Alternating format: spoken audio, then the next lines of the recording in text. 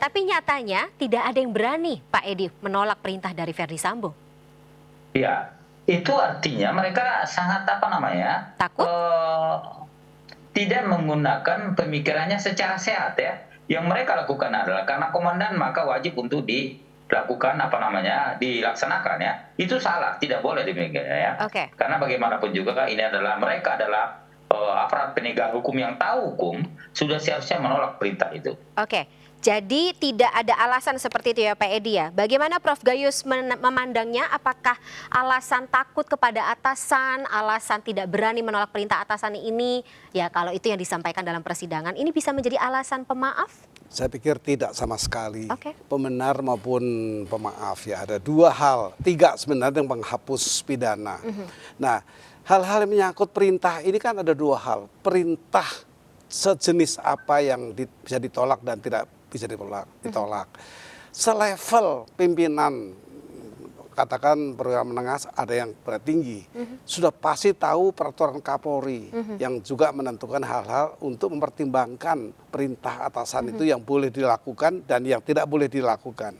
Berkaitan penugasan yang memerintah ini dalam taraf menciptakan keamanan negara, bukan justru melakukan tindakan-tindakan yang bisa menjadikan pelanggaran hukum. Nah, di sini kita melihat perintah terhadap perusakan barang itu ringan sebenarnya kalau hanya merusak barang biasa.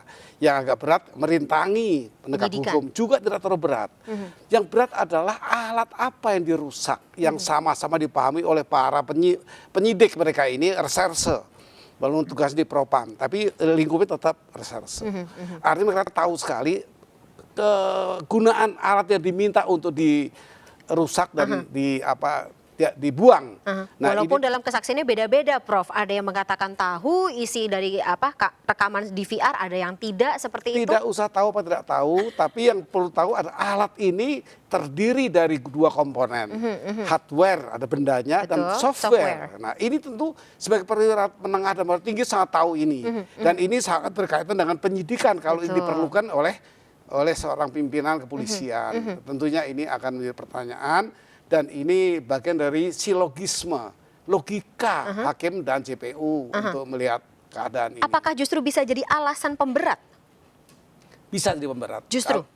Bisa. Kalau diwarnai dengan diketahui tujuan untuk hal yang sangat menyimpang, membunuh, terungkap di sana apa tidak. Ini justru memberatkan betul sekali. Jadi ini bukan meringankan, justru bisa memberatkan di pasal mana? Di pasal 55. Kalau dia memang bersama-sama tahu untuk mengamankan.